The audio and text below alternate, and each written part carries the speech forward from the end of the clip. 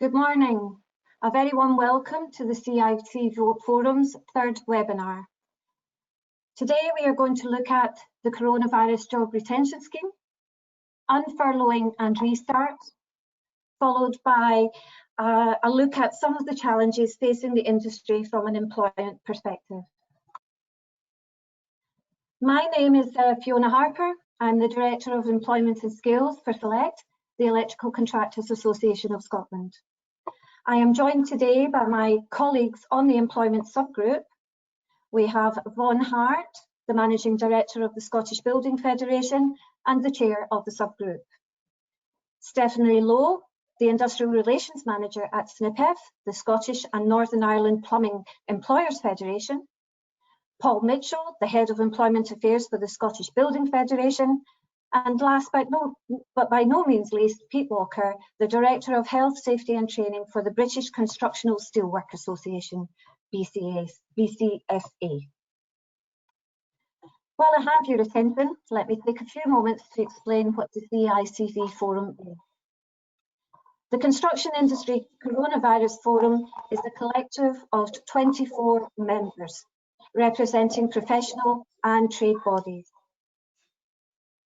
In addition, the Forum benefits from the input of 27 other organisations who contribute their expertise to the 7 subgroups which have been established to coordinate specific functions and activity.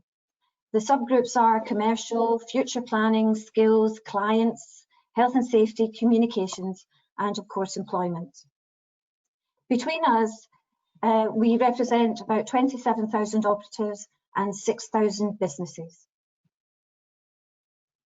The Forum has been in existence since the end of March. It came together as a response to COVID-19 and the lockdown.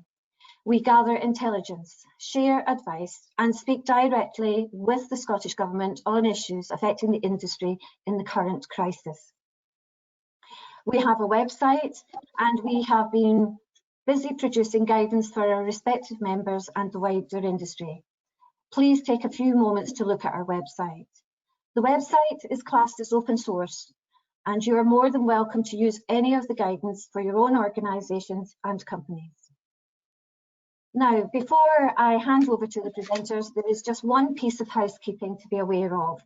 We plan to go through the 3 presentations in full and take questions at the end. If you would like to ask a question, please type it into the chat and I will pick it up. So without any further ado, let me hand over to Stephanie Lowe, who will take you through the recent fundamental components of the job retention scheme and the changes. Over to you, Stephanie. Good morning, everyone. Thank you for coming. I'm going to go over the points that are of concern just now, and this is us moving from the current job retention scheme into the next. So any payments that you're putting through, you need to make sure that your claim is done by the 31st of July. So the scheme will end on the 30th, but you have until the 31st of July to actually put them through. You need to remember, because it remains the same, that if you have your employees on furlough, when they're on furlough, they must not work. There will be a 3-week period of overlaps into July. Now, what do I mean by that? I've had some questions from SNPF members asking what happens if I have started a furlough period just now, today, and the 3 weeks won't have completed by the 30th. It would be an overlap, and since the 12th that's been clarified by the government that you will be able to do that. But your payments that you're claiming for will be from the current scheme and then from the next scheme, flexible scheme. Okay, so what's changing? What financial support is going to be happening? We're happy to know that in July there isn't going to be any changes. Historically, we thought that it would get taken away then, but we're really happy it's still there. You'll still be able to claim for 80%. From August, you will have to make some contributions though. So you're going to still be able to get 80% of wages refunded to you, but you won't be able to get a refund on national insurance and pension contributions. That's something you need to budget for. From September, again, the government is gradually weaning us away from this financial support, and they're saying from September they will give you 70% of wages. You will continue to pay the national insurance, you will continue to pay pension contributions, and you will also have to pay 10% of the wages so that the employee always receives 80% of their wages. And the last month, so it finishes the financial support. We're currently told that the financial support will end at the end of October, and it's weaning us off. So it's saying the government will give us 60%, and you will need to pay 20% of those wages to again make the wage a minimum of 80%. Okay, so some points to know about what's new about the scheme, what's changed. What the government are saying, or HMRC are saying, is that you must have used the scheme previously if you want to use the new flexible scheme. So you as a company must have had somebody, claimed for somebody for 3 weeks in the current scheme that's running just now. You also, if you have employees that you have not furloughed before, then they won't be able to be furloughed in the new scheme from the 1st of July. It's only for employees that you have furloughed previously for 3 weeks. The next rule that they have, which is a change, it's hard getting used to these different changes that they've brought in, but it's saying that there will be a cap on the number of employees that you can put into the scheme.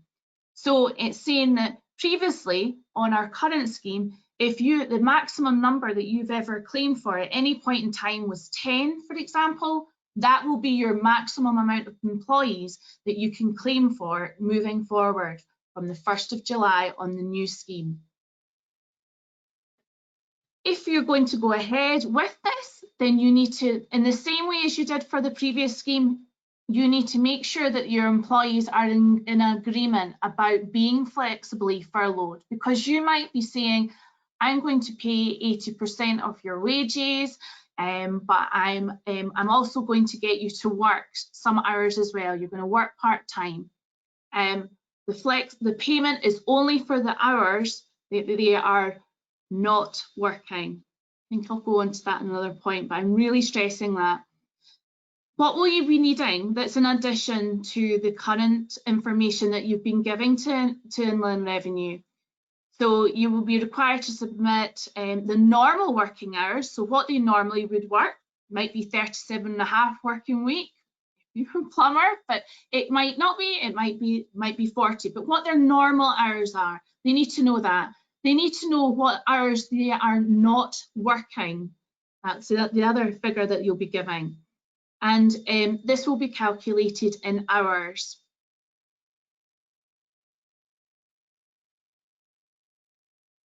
Okay, so just to be clear, I have said this, but just to be clear, the hours that you're putting through are for those that your employees are not working. That's what you will receive a percentage support in finance for. The minimum period, which is a good thing, I think, I hope you think so too, it's changing from 3 weeks to 7 days. So this, what I've said here is that this might enable you to bring more staff back part-time, have more people at work, distributing it more fairly, because it's quite difficult to distribute the furlough fairly with your employees. And I know Paul's going to talk about that shortly, but having the 1 week rotation might be quite helpful for you. What I should say, moving on, is from the 1st of July, claim periods will no longer be able to overlap the months, so it's by month. You can make the claims in anticipation of an imminent payroll or after it has been run, but it is monthly. You will be able to make your first claim, I guess that's quite common sense, from the 1st of July. And to reinforce that, currently the government have told us that this scheme, the flexible scheme, will finish on the 31st of October. Okay, so just to go over points just to confirm this, because quite often get questions on this. How do you treat wages when training during furlough? So if you're an employee, if you're asking them to do some training, it's not generating any income for you, then you can do that while they're on furlough. However, if you have an apprentice who may be at the moment doing college work from home, so I know that a lot of the colleges are doing that, then you need to make sure that as a minimum, while they're on furlough, they must be paid the national minimum wage.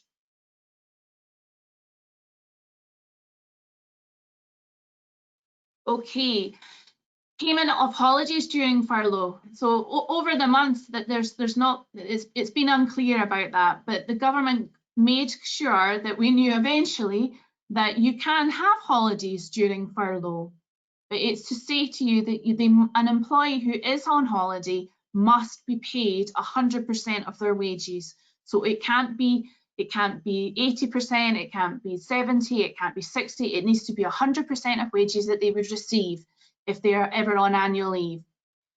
What has also happened that the government have introduced is that the legislation has changed to enable you to carry over holidays over the next 2 years, because it's quite difficult to be taking holidays just now for some people. Some of you may not want that to be the case either, because it's still going to be a cost for you in the future. So it may be that you have holidays during the furlough period. So almost in a summary to all these financial supports, it's to get you thinking. You need to consider what your business needs are. What will bring in revenue? So who will you bring in first? Will it be better to have all employees on part-time? Better to have some employees on part-time working while on furlough? Certainly in Scotland, Nicola's it's stating that it needs to be a staggered return. How are you going to do that while you're generating revenue for your business? You need to be able to afford the overheads associated with the employees while on furlough, such as holiday costs, accruing, and insurance. It all goes on for you. It's difficult. Will your apprentice? Would it be best for you to have your apprentice attending college more now than in the future? I would be really interested to know if that was the case for you, that they could attend college while they're on furlough just now rather than later on, because it will be some time before apprentices can safely return to work, because they tend to be in close proximity to people. Okay, so I'm making you do some thinking there. I'm going to pass you on to Paul Mitchell, and he's Head of Employment at the Scottish Building Federation. So over to you, Paul. Thanks, Stephanie, and thank you for that overview of the Coronavirus Job Retention Scheme.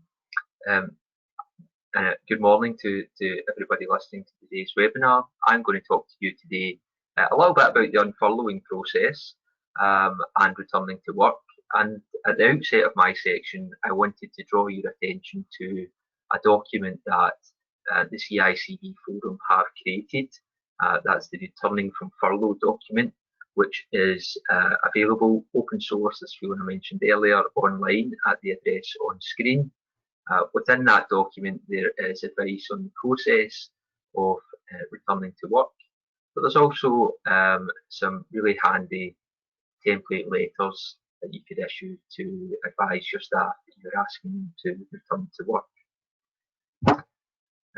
If we just move on to the next slide, thank you, Fiona. The main aspect of returning to work is safety. Today's webinar is going to focus on HR and employment issues, but I think we all acknowledge that the main issues are in relation to safety at this time. So I'm not going to spend too much debating the specifics of the safety issues, but I did want to draw your attention to a few resources. Firstly, Construction Scotland's Safe Operating Guidance, which sets out some broad principles for a safe return to work. Construction Scotland have also created a restart plan for the construction industry. Again, that's available at the address on screen, and we'll come on to talk about that in a wee bit more detail. And finally, the CICV Forum, our safety group, have also created a document called Safe Return and Restart, and that has a little bit more sort of specific granular detail in it, and it's very much worthwhile having a look at that document to see if there's any hints or tips that you can take on board. So if we come to the construction restart plan, and where we are at this moment in time is highlighted in blue on screen. So we are currently, the Scottish Government have sanctioned progression to phase 2 of the 6-phase plan, starting at phase 0, progressing all the way through to phase 5. So just last week, on Thursday, the 11th of June, the Scottish Government allowed progression to phase 2, having previously sanctioned phase 0 planning and phase 1 site preparations on Thursday, the 28th of May, so just at the end of last month. So a soft start in the construction industry is a gradual phased return to work. That might mean different things to different companies of different sizes with different footprints. But I should say that covers both site settings, so construction sites, and work in domestic settings. So much of the industry should now be considering returning to work. And if we take a look at how that construction restart plan sits within the Scottish Government's coronavirus framework for decision making, snappily titled Scotland's Route Map Through and Out of the Crisis, the Scottish Government's larger plan for the whole country is also phased. So we are currently within phase 1 of the route map, and I don't know if you can read the text on there on screen at the moment, but within phase 1 it says construction phases 0 to 2 of the industry restart plan can be implemented, and the industry has to consult government before progressing to phase 2. So that was the confirmation that we received on Thursday of last week, that we can move to phase 2 of the restart plan.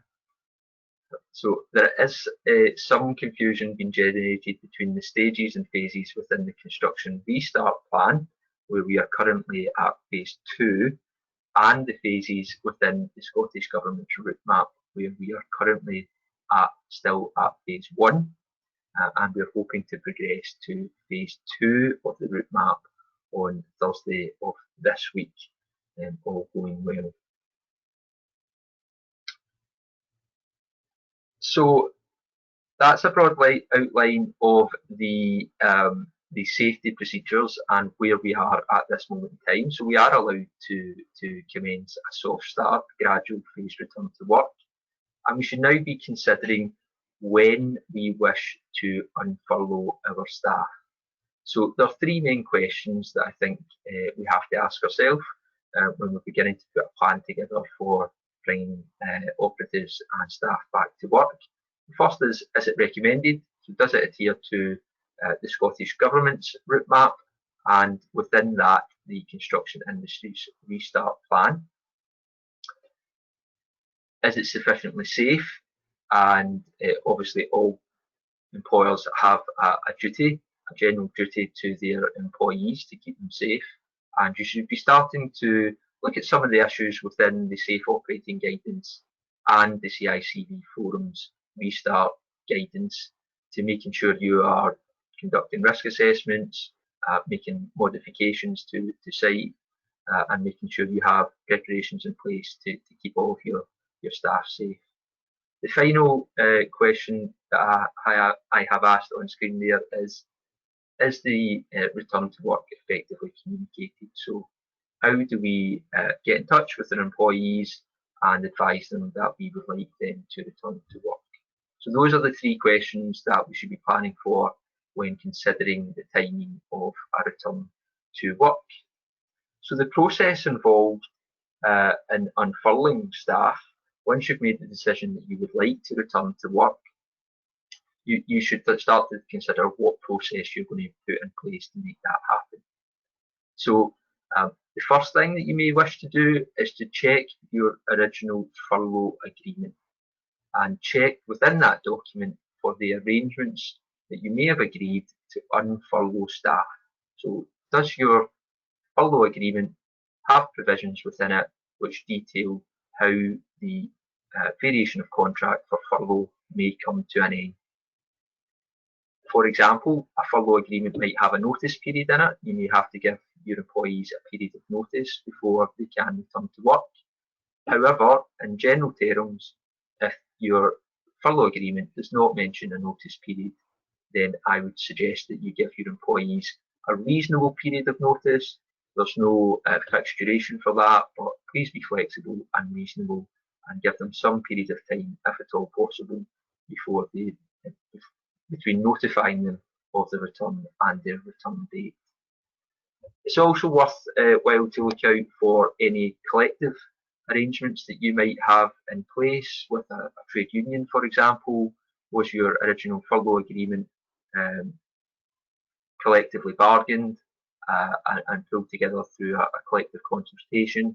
If so, you may want to reverse and unwind that process, and that would involve some collective consultation with the trade unions around the returning to work process.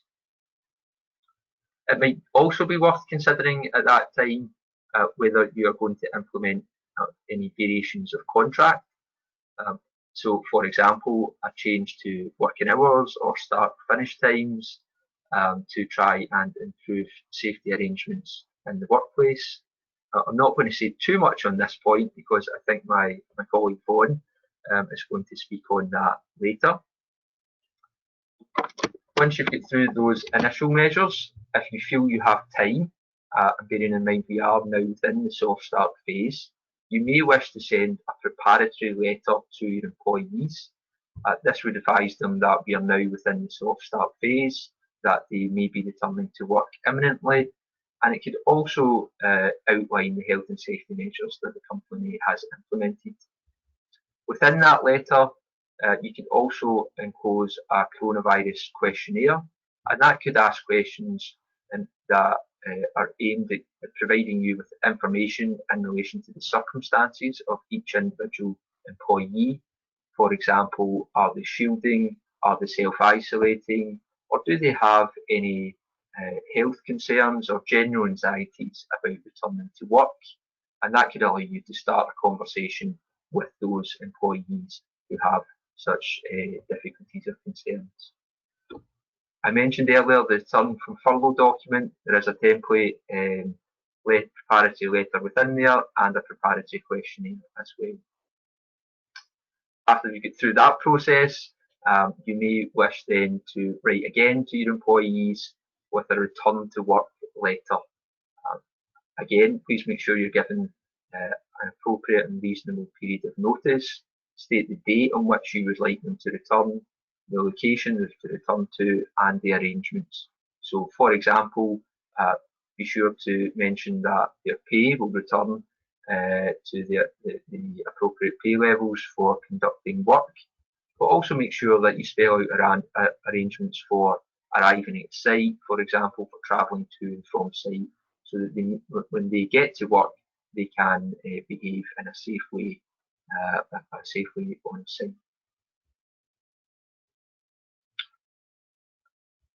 So we mentioned that we are now in a phased soft start, a gradual return to work, and that can create some practical issues if we're not inviting all staff and all operatives back to work at the same time. So if we're going to have a staged return, we need to think about which employees we are going to invite back at which time. So what is the sequence of return for our staff, our workforce? So again, meaningful consultation could be useful here, starting with a preparatory letter. But you also need to pull together a plan for that sequence of return. And so factors that you may wish to consider are workers who have not yet completed the minimum 3-week period. I think Steph mentioned earlier that that will no longer be a consideration from July onwards. But at the moment, there's still that 3-week minimum furlough period. Those individual circumstances that we mentioned earlier, is anybody shielding, have health concerns? With employees with health concerns, you might want to have a conversation with them and see if they would like to go to the back of the queue as such in relation to a return to work. Be careful, that has to be mutually agreed and done on a consensual basis, because we want to avoid any discriminatory criteria when considering who to invite back to work. You can select employees based on a business need, so which employees have knowledge of a particular site or a particular contract, for example. That could be a criteria for inviting them back to work. You could also do some random selection. I've seen some companies who are implementing random selection criteria. You could also undertake a performance matrix similar to that which you may be familiar with in the redundancy selection process. So you could evaluate the performance of your workforce and score them under various headings to create a table for inviting them back to work. But please consult and discuss those type of issues with your employees. And I guess the other thing that you may wish to consider, particularly as we move into the flexible furlough period, is some sort of rotational basis. Could you have one group of employees back for 1 week, and then the following week a different group of employees, and continue to rotate on that type of basis?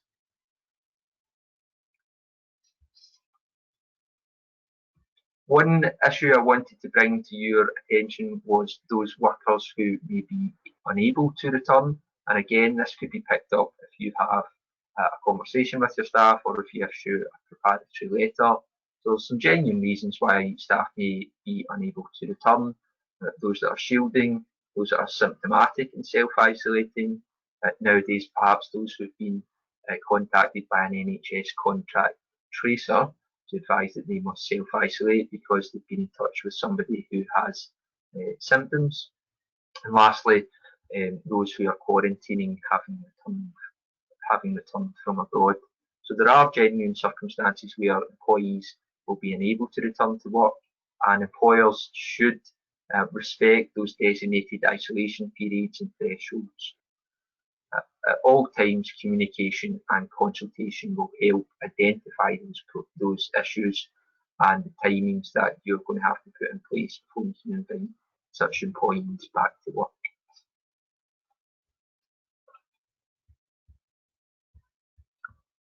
Out with that group that we just discussed, you may have some employees who are reluctant to return to work. They may be anxious about their own health or that of their loved ones or those that they are caring for, and they may not wish to return to work at this time.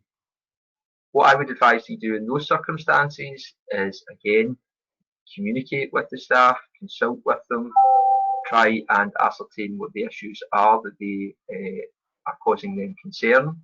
Try and be flexible. What other solutions could you find to accommodate their concern? Could they work from home? Well, that's not always possible in the construction industry, but it may be for certain positions. Other control measures that you could look at: different start times, finishing times, welfare facilities. Is there any issue that they are specifically concerned about? If you can't find a resolution there that suits both parties to get them back to work, could you mutually agree a later return and keep them on furlough, continue the furlough process for the time being? So that's this idea again of putting those who are anxious towards the back of the list of those who are invited to return to work. Another option may be to utilise some outstanding holiday accrual, and that could create some further distance between the date on which you've asked them to return and the date on which they do actually return. And lastly there on screen is you could agree with the employee that if they do not wish to return to work, then you could have a period of unpaid but authorised absence. So their job would essentially remain open, but they wouldn't be performing working hours, they wouldn't be furloughed, and they wouldn't be getting paid for that. And if you wish to go down that option, I would advise that you put it in writing. Lastly, and it really is a last resort, if all of those other options fail and the employee is refusing to come back to work without genuine reason in relation to isolation or shielding, etc., then you can consider disciplinary action, because technically that employee is breaching the terms of their contract of employment. However, I would urge that you exercise caution in relation to any disciplinary procedures and make sure that we exhaust all of the other options available before going down that particular route. It is fraught with difficulties and health and safety concerns, but it is an option that is open to employers if they wish to choose to do that.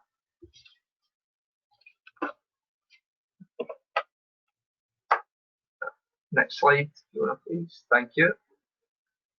I just want to finish by talking a little bit about the prospect of unfurloughing staff in the manner that we have described, and then re-furloughing them later in the process if your operational needs change.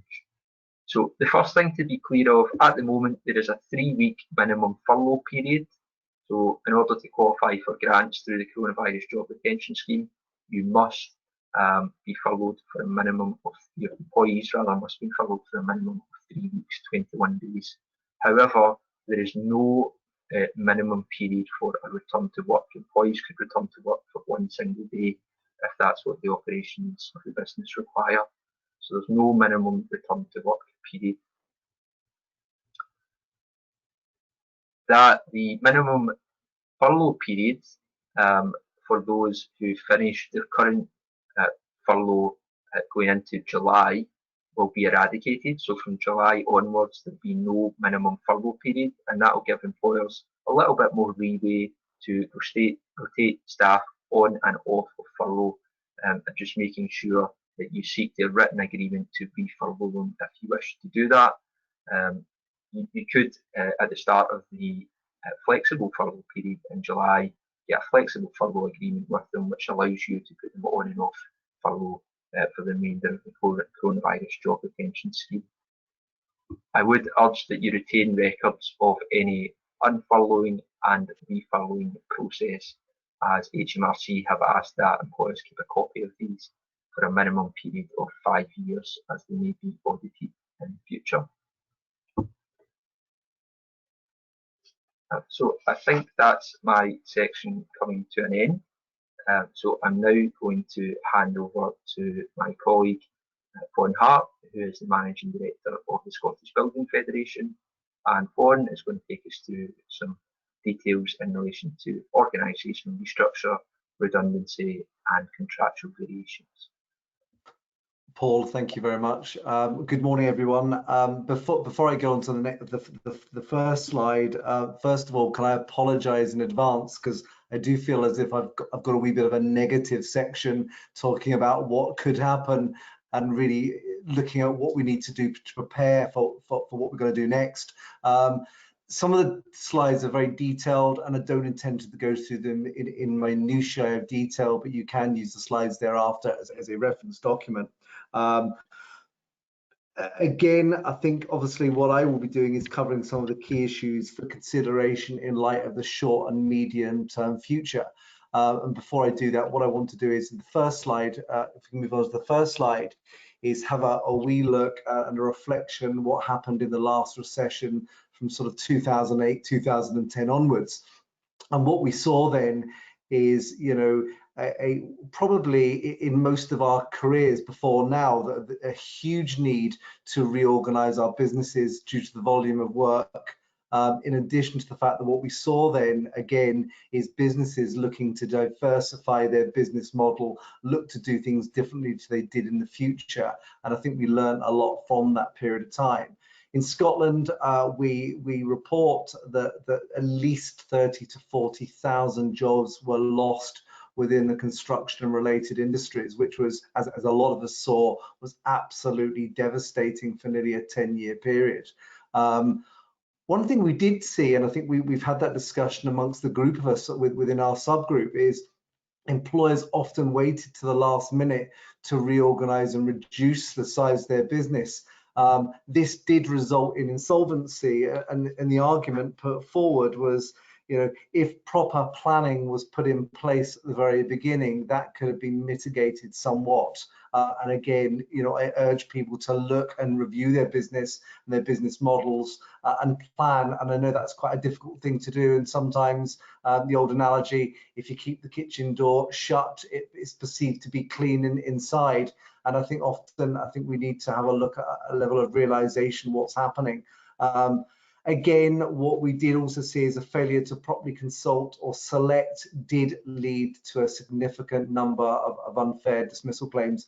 And we within SPF saw a significant increase. At any one time, we were getting 10 to 20 cases in from different companies, which was as a result of a failure to follow process in the majority. This did result in quite a few employment tribunal claims and many settlements, in addition to the redundancy costs, were for the compensation awards going in excess of £10,000, and that was quite significant to members. And on reflection of their gross profit margins, that was a major concern. If we then move on to where we are now, 2020 and onwards, and again, I'm trying not to be too negative, just probably a level of reality here. It's a known fact that businesses will not return to the same productivity levels as they were in 2019. And what I'm saying here is for a lengthy period. Some people say 3 years, some people are reporting at least 10. To be honest, we don't know. But it could be as bad, if not as bad as the last recession, over a decade ago.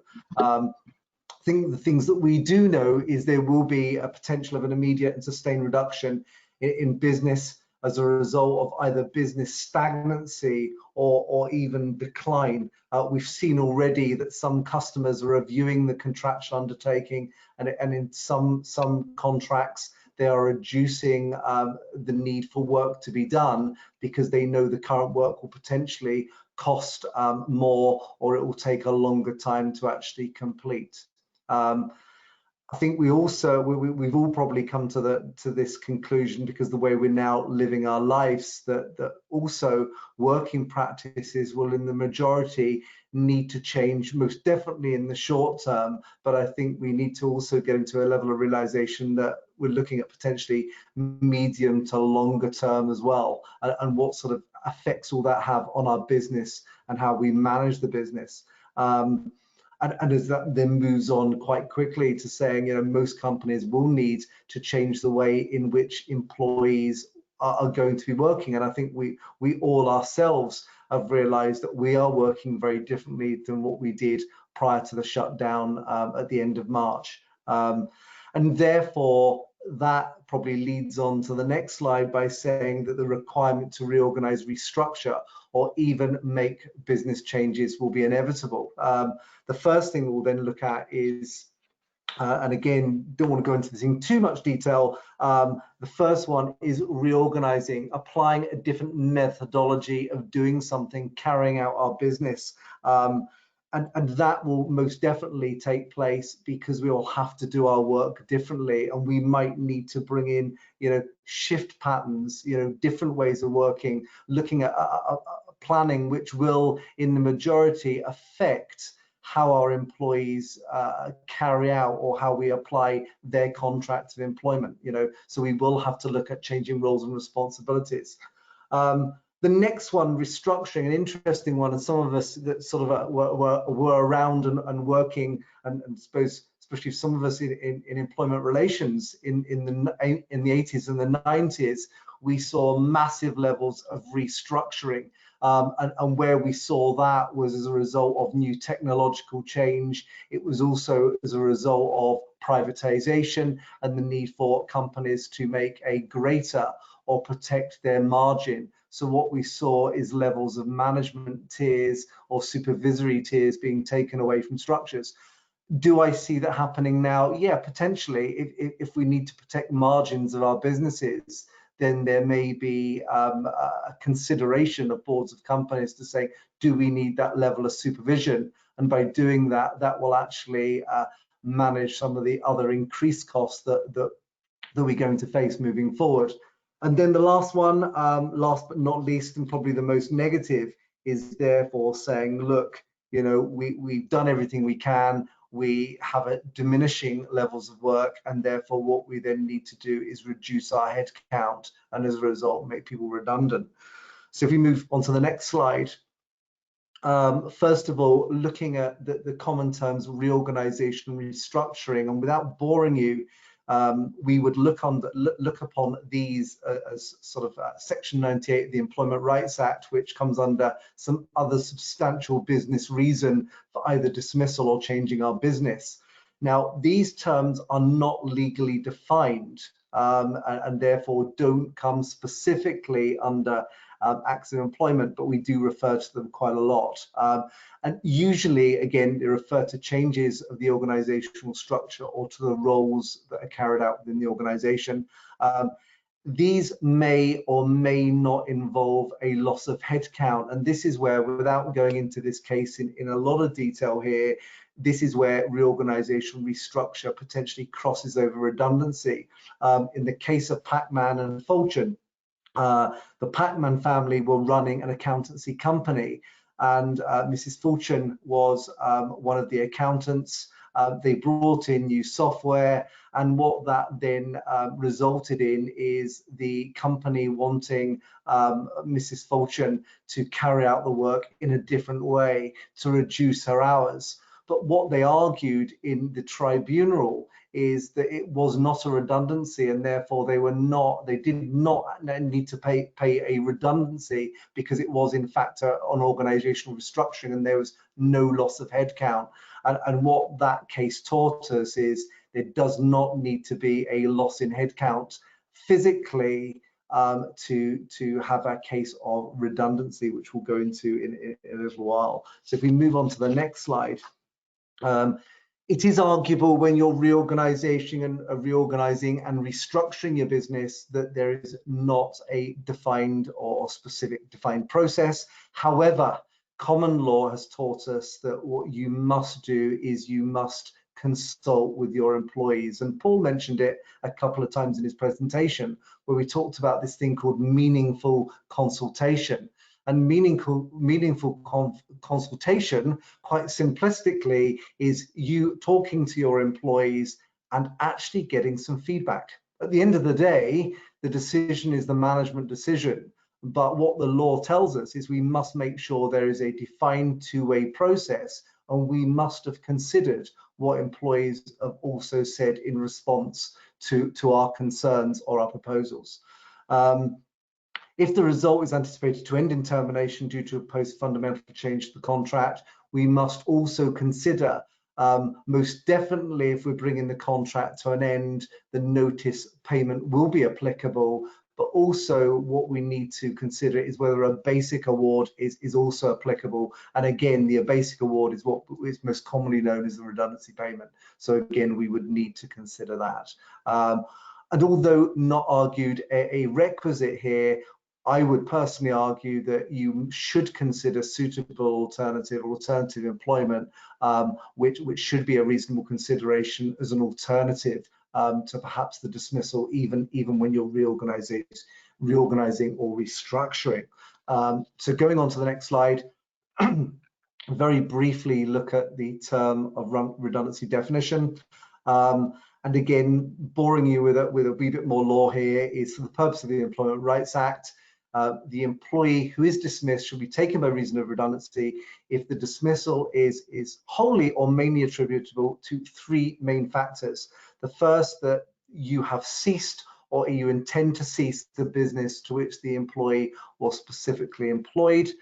That the employer ceases the work where the employee was employed. So for instance, you work in Edinburgh and you work in Glasgow, but the employee was predominantly employed and never has worked in Edinburgh, but has always worked in Glasgow. If the Glasgow operation is ceasing, then you would argue that is where they were employed to work, and therefore it would potentially come under the realms of dismissal through redundancy. And then lastly, the work to which the employee was engaged specifically is ceasing or diminishing in nature. So therefore, again, work of a particular kind of nature is to cease or diminish in the place where the person was employed. So moving on, and really this is just key considerations which I think are really, really important through probably all of our experiences. So the first thing I would say is, prior to altering any terms and conditions, you must undertake this thing called meaningful consultation. And again, if you need to discuss that, please discuss it with us and your requisite trade federation, and that's what we're there for, and we will guide you through that. Again, really, really important not to forget here that any business that is planning to restructure 20 or more positions within a 90-day period, they have to follow a defined process, and if they don't, then the employee could be entitled to a protective award, and this could be 90 days compensation for each employee. Plus, you've obviously got the risk of unfair dismissal if you do dismiss the employee in the end, and then furthermore, up to 1 year's salary per employee in obviously further compensation. And an employment tribunal can give between 26 and 52 weeks further compensation. And I think that's more prevalent in this current situation, because that any award is given on the employee's ability to mitigate their loss. And you would argue that if mass redundancies are going to start to happen, it will be more and more difficult for employees to mitigate their loss in the current environment.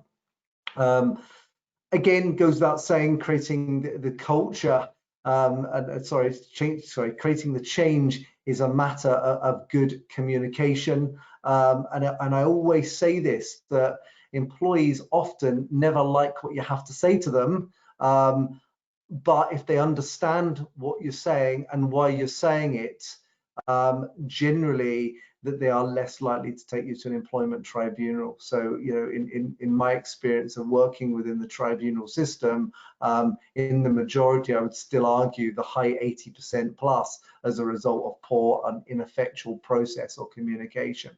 And the last thing I'll say on this one is please, if in doubt, ask someone. Yeah, and take the time, because if you take the time, I can assure you it will save money.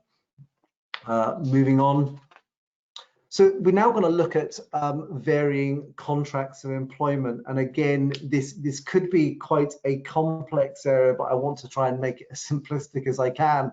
And generally, you'll often have key reasons why you're wanting to vary someone's contract. The first one, a change in your financial circumstances, or looking at a business restructure, and therefore, in order to carry that out, you may want people to do things differently. In addition, and again, through past experience, when we hit recessions, we often review our business in its entirety, and it's often a great time to look to harmonize different terms and conditions, different contractual terms, especially if you've been involved in the past in 2P transferring, and therefore perhaps have disparate conditions with certain staff in different areas, and that may be a good option to look at the variation of contract to harmonize, and again, looking at the cost overhead. I think, again, I'll mold the two second bullet points together, that as a result of COVID-19, especially in this climate, that it may be now a time to look at employees' duties in light of the revised way in which you'd like the work carried out, in addition to looking at their hours and what they effectively do to meet the requirements and the needs of your business. So again, some key areas there. So moving on to the next slide. First of all, and I suppose the most obvious one here, is the easiest way to seek a variation of contract is to get immediate agreement with the employee, and if effectively that happens, then you would write to the employee confirming the variation, and both sides would actually move forward on that basis. you might want to again seek advice on that one, and I'll probably say this 2 or 3 times. If you have a contract that is collectively bargained with the trade unions, then I would advise in the first instance you do seek advice from the appropriate body with regards to that. Secondly, and again, I would really advise against this, unilaterally imposing any new change or variation of contract would most obviously be regarded as a breach of contract, and therefore that would potentially entitle the employee to leave and claim they were constructively dismissed, or if you do dismiss them for not accepting the contract and you haven't actually followed a fair and justifiable process, then the employee may claim that they were unfairly dismissed. So following the steps, you'd meet and discuss the proposals of the employee or the trade unions if applicable, explain the reasons for those proposals, and what I would do then is I would personally write to the employee expressing what you want to do, why you want to do it, and the justification for that. Allow a reasonable time for consideration, depending on how many people you want to change, in what areas, and the understanding. And then obviously, if there is agreement reached, to then confirm any changes in writing. But again, be aware of collective bargaining agreements, and in those cases, it could cause a contractual difficulty. There might be a reason why you're not allowed to do that, but again, check with, take the most appropriate HR and legal advice for that. And then the last slide, if we just move, well, there we go. What to do then, and if the employee refuses, or let's say here unreasonably refuses to accept the change, or even reasonably refuses to accept the change. Most importantly, we can cast the law to a side and say, try to be flexible and endeavour always to seek a compromise between the parties. And I think it's just good, conducive, basic employee relations. Talking to the employee, give them time to consider or even respond to the proposals, or even allow them to counter-propose anything that you're putting forward. If there is still a failure to agree, and after much consideration, you might therefore be able to serve the employee with contractual notice to saying, I'm bringing this contract to an end, and I'm giving you this contract after your contractual notice has been served. All I would say here is, again, be aware of unfair dismissal, be aware of what you're doing here. Again, most importantly, make sure that if you are serving them with notice to bring one contract to an end, ensure that you give the requisite notice period. And we see this frequently, that employers want to enact, they've done the consultation, and they then saying, right, from next Tuesday, you are then moving to a different contract of employment. And that's when it often goes wrong, because the requisite employment notice has not been served. Again, to reiterate, if you seek to vary 20 or more contracts, there most probably will be an obligation, an expressed or an implied obligation, to consult collectively, and again, be aware of that 90-day protective award, because that will add up to quite a few pounds. Again, risk of unfair dismissal. If the employee can effectively work under the new terms, and you would argue at that point that they've perhaps affirmed the new terms by performance, what an employee can do is work under those new terms, but work under those new terms under protest. And if that is the case, you would be obliged to carry out a grievance or appeal hearing to understand exactly what's happening, but make a finite decision of what you're prepared to accept and what you're not, and bring the situation to a head. Because the concern would be then is, if the employee is working under protest, they have never actually officially accepted the variation to the terms and conditions that you've imposed or agreed to those. So at any point, they perhaps could then claim that they're unfairly or constructively dismissed. Last but not least, and I think most obvious again, you must show that you had fair reason to dismiss and followed a fair procedure if you followed that route. So that's me. So what I'm now going to do is hand back over to Fiona to finalise. Thank you, Vaughan. So that's our presentations complete. We now have some time to take some questions. A couple have come in while the presenters have been talking, but the first question I've got came in previously, and it's probably best answered by Pete Walker, who's been very quiet up till now, but here it is. If staff have been working from home and they're not furloughed, but now want to change their contracts, oh, that's the wrong question, I do apologise. Well, let me do it anyway. I'll find that question. So, no, I think it's right. Start again. If staff have been working from home and are not furloughed, but now want to change their contracts to move to home working, what are the health and safety implications the employer needs to consider? Are you okay with that, Pete? Was it clear enough? Yeah. Yep, thank you, Fiona. It's a relevant one because obviously everybody moved quickly when the government said if people can work from home, they should do so.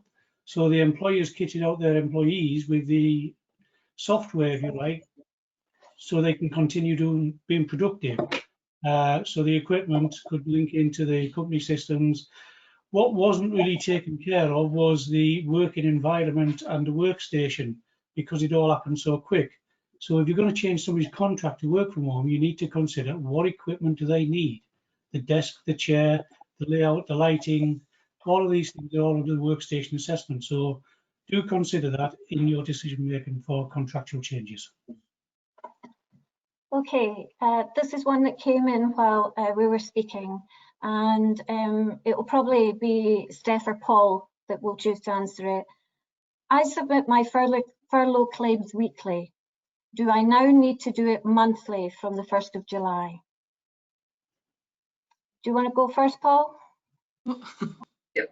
So you don't need to do it monthly. You can continue to do it on a weekly basis. The only exception that I would sort of highlight there is that from the beginning of July onwards, you cannot claim across 2 months. So if you approach the end of July, your last weekly claim may be a couple of days shorter of a week or a couple of days extra added on to the week. So it might be 8 or 9 days in order that your last claim in July ends on the 31st of July. So you can't claim across the end of July into the beginning of August if you're making a weekly claim. So the last one in the month might be a wee bit shorter or a wee bit longer than a week, but you can continue to claim on a weekly basis within the new flexible furlough arrangements. The only other thing that I would mention there, perhaps, Fiona, is that be careful if you're claiming on a weekly basis as you move into the flexible furlough arrangements, because if you have some staff who are furloughed on a monthly basis, and some staff who are paid on a monthly basis and some staff who are paid on a weekly basis, you must make sure that you include the monthly staff within your weekly claims. And finally, there within the new scheme that's going to come in from 1st of July onwards, there is, we'll all be grateful to know, a mechanism to go back and correct any errors that may occur. So unfortunately, that's not been the case from March through to the end of June. But from July onwards, there is going to be a mechanism to iron out any mistakes that may be made. Anything to add? Thank you, Paul. Yes, good about that. I don't have anything to add to that, Fiona. Paul's answered. Well, I'll give you the next question anyway. Punishment. Can the employer take your holidays away if you had them booked but were then furloughed? Okay, so this would be a sort of scenario that an employee prior to the pandemic is booked in their holiday, and the employer's thinking, well, do I have to honour that or do I not honour that? You can force the employee to take those holidays, but I don't know how reasonable that would really be to be doing that.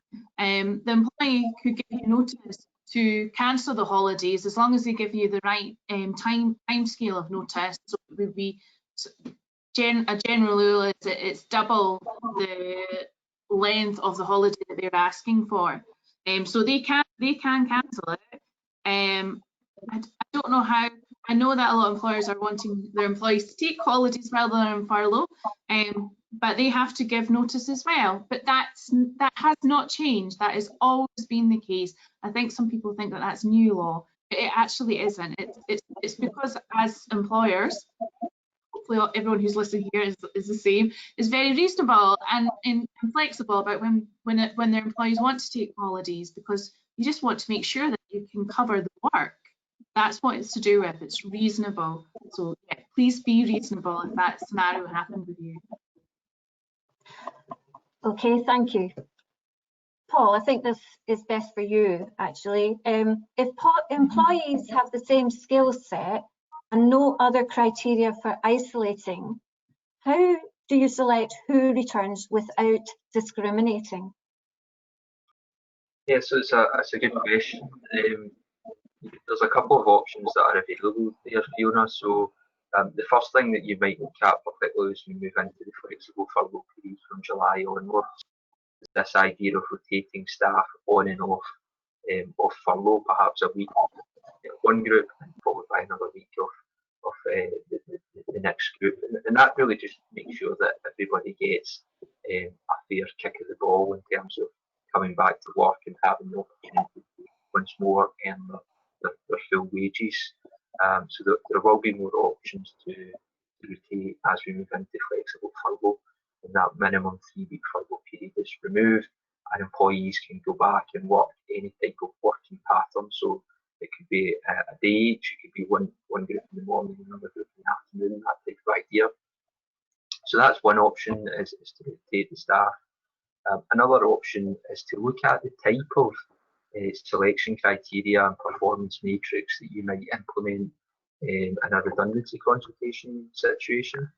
So you could score your employees on various different headings to arrive at a kind of final score and invite them back on that basis. You can, of course, as well invite them back based on business need. So if they have particular knowledge of a specific site or contract or area of work, then that could be justification for bringing them back. I think the only thing I would add to that is if you do have collectively bargained arrangements and a relationship with the trade union, you might want to speak to the trade union, speak to your trade federation, and consult and agree a mechanism and process to invite people back to work. Thank you. One more. Vaughan, I think you're probably best placed to answer this one. What if the employee wants to change the terms of their contract, but the employer does not want to do this? Could this lead to a termination of contract? Well, that's actually a really interesting one, because I think more and more we're going to get these type of questions with employees wishing flexibility for caring duties, especially with us not knowing what's going to happen with children going back to school at all. First of all, I would urge people to be reasonable and endeavour to be pragmatic. At the end of the day, the decision is the business's. I would urge the business to consider flexibility if they're able to, and again that comes back to not the legal sort of terminology, but good industrial employee relations. So the employee effectively then has a choice. If the employer says no, I can't do it, and has a justifiable non-discriminate reason for saying no, then the employee will either, they could leave as a result, but the employer needs to consider is that they haven't, by their actions, constructively dismissed the employee by those actions. So does that answer the question? It's a difficult one. The employer should consider it, but at the end of the day, the employer does not have to agree to it if their business will not enable that change to take place. Thank you. Anybody, anything to add? Are you happy with that? Oh, very happy. Okay. Another one for you, Vaughan. They're coming in fast and furious here. Can SMEs deal with contractual issues with individuals without having to involve all their employees? Yeah, well, it depends if there is a contractual, I mean, it depends whether that's a variation of contract. You'd argue that what you would do is, again, similar to redundancy collection, a selection, is exactly what Paul was referring to. You would silo the workers into areas of concern, okay? So if it concerned, you know, a group of electricians or a group of joiners or a group of plumbers, you would silo them into that particular area and you would consult with that group of people. If it was a generic issue across the board, you would do that. And again, the same as you would with people working in sites or people working in offices, it's horses for courses. So you would deal or you would consult with the people who it directly or indirectly could affect their terms and conditions. Does that make sense? Yes. Okay. Okay. I'm looking at the time, and there is one final question here, which I'll really just open up. But if a furloughed worker on variable pay takes a week's holiday after 10 weeks in furlough, should the 52-week reference period to calculate the value of a week's pay start counting backwards from last week or start from 11 weeks ago? I hope you heard that, a bit of interference. Anybody going to, I'm looking at your faces to see if there's somebody going to answer. I think Steph's really looking to answer that one. Okay. No, you go for it, Paul. I know you are. Yeah, I think I would just exclude the furlough period from that 52-week calculation. So go back to 52 weeks of full employment and exclude the time that the employee has been furloughed. I think you said that was 10 and 11 weeks there in the questions. So they exclude that from the 52-week calculation. Yeah, I think it just remains the same as it's always been, how we're calculating it. So there's no changes because of furlough because of that. Okay. So our time is almost up. Thank you so very much for joining us today. I hope we have been able to add some clarity to some of the pressing, difficult, complex employment matters we face. And perhaps we've also alerted you to some that you might not have been aware of.